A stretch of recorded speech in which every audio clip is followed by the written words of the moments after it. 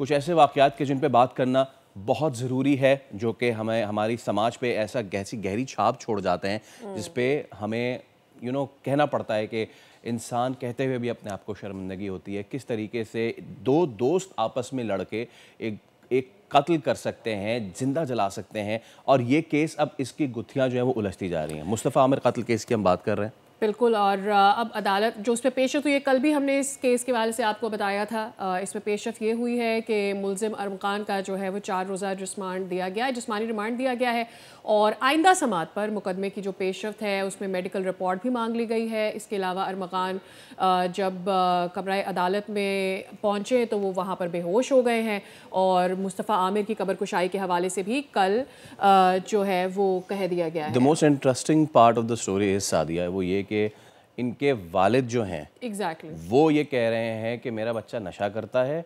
ये तो मतलब सबसे खराब अच्छा, बात एक है। और भी चीज़, पहले वो ये क्लेम कर रहे थे कि मैं अमीर हूँ, मैं ये हो जाऊंगा, वो, और अब वो कह रहे हैं मैं तो बहुत गरीब आदमी हूँ और मेरे पर रहम किया जाए। और जिस तरीके से वो पुलिस वालों को जिस तरीके से बात कर रहे होते हैं, इस पे भी हमें ज़रूर बात करने की ज़रूरत है। हमारे नुमाइंदे काशान हमारे साथ मौजूद हैं।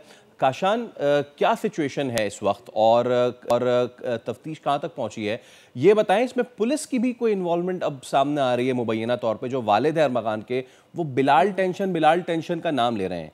ये कौन है बिलाल टेंशन, इसकी क्या इन्वॉल्वमेंट है इस केस से? जी बिल्कुल, देखें कल पूरा दिन जो है अहम केस की समाअत रही और मैं खुद भी सिंध हाई कोर्ट में मौजूद था। इस केस को हम रिपोर्ट कर रहे थे।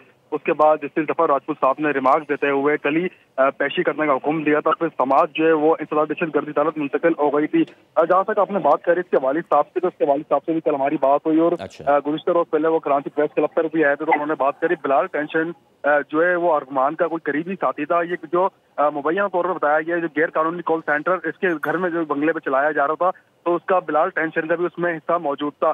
इनके वालिद साहब ने बताया कि कत्ल की सारी वजह जो है वो बिलाल टेंशन है, और सेटलमेंट करने के लिए मुस्तफा की वालदा के पास जो है बिलाल टेंशन को भेजा गया था। लेकिन इस केस का मरकजी मुलजिम जो है वो अरमान है और शिराज बुखारी की। जबकि मैं भी आपको ये बता चलूं कि अभी बिलाल टेंशन जो है वो इस केस के अंदर ताहाल मफरूर है। तफ्तीशी इदारों को मार्शल शाही समेत बिलाल टेंशन की भी तलाश है। ताहाल बिलाल टेंशन जो है 3 दिन गुजर जाने के बावजूद भी कानून की गिरफ्त में नहीं आ सका है। अच्छा, ये बताएं कि एक तो वो कोई लफाफा था, उसमें कुछ था, उसके एवज कुछ रुपए थे, वो वाला मामला क्या है? इनका एक दोस्त शिराज, उसने क्या डिटेल्स दी हैं? फिर पहले तो कहा गया था कि जी आपको रैंसम देना होगा, वो वाला मामला, और फिर वो इंटरपोल के थ्रू कोई खातून का भी जिक्र हो रहा था।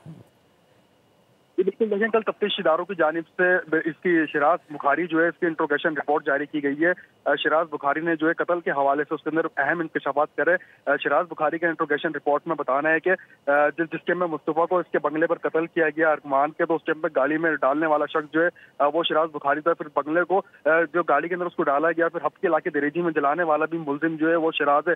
जबकि कल हमने देखा कि जब अदालत में इसकी अरमान की पेशी हुई, तो उस टाइम पे अरमान जो है उसने वही जो एक मिसाल है कि रस्सी जल गई बल नहीं गए, साफियों से भी अरमान ने जो है बदतमीजी करी। जब काला कपड़ा ढाप के उसको अदालत में लाया गया था, उसके वालिद साहब की जानिब से साफियों को कल मुगालजात बकेगा। जिसके बाद उसके वालिद ये कह रहे हैं कि वो नशे का आदी है, तो क्या उसके कोई टेस्ट वगैरह, ये सारी चीजें, काउंटर टेस्ट वगैरह कुछ हो रहे हैं या किया है? जी बिल्कुल, देखिए इनके वालिद साहब की जानिब से बताया गया था कि ये अरमान जो है ये नशे का आदी है, और अदालत की जानिब से भी एक मेडिकल बोर्ड तश्कील दिया गया था, जिसमें पहले बताया गया कि मुलजिम का मेडिकल टेस्ट होगा, उसके बाद मुलजिम को 4 रोज़ा रिमांड पर जो है तफ्तीशी हुकाम के हवाले किया जाएगा। तो कल अदालत की जानिब से भी ये रिमार्क दिया कि पहले मुलजिम का मेडिकल टेस्ट जो है वो कराया जाएगा।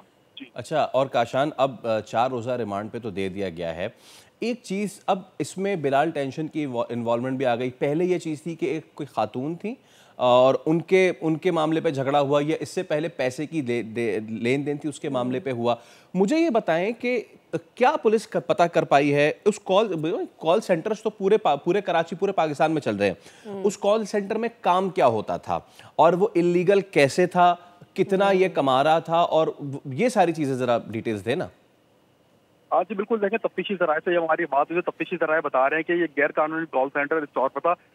बताया गया था कि इसके वालिद साहब की जानिब से जो रजिस्ट्रेशन कराई गई थी सॉफ्टवेयर हाउस के नाम पे कराई गई थी रजिस्ट्रेशन जो थी, इसके ऊपर अंदर जो काम चल रहा था, जिस टाइम पे तफ्तीशी इदारों ने वहाँ पर रेड करी। और एक मैं आपको एक और बात बताऊँ कि जो कामरान कुरैशी है, इसके अरमान के जो वालिद साहब हैं, उनकी एक साबिका वाइफ है सारा, जो कि वो उस कॉल सेंटर को हैक करती थी।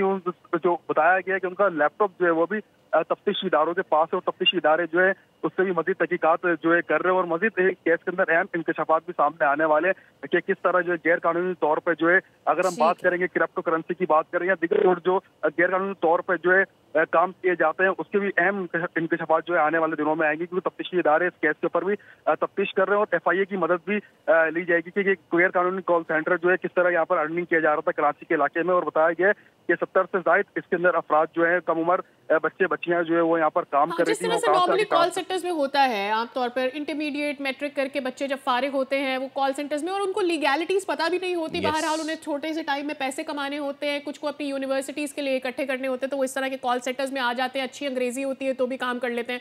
बहुत शुक्रिया इस सवाल से डिटेल्स आपने दी। आप दोबारा राब्ता करेंगे और फॉलो अप लेते रहेंगे। सब्सक्राइब करें और बेल दबाएं ताकि कोई खबर रह न जाए।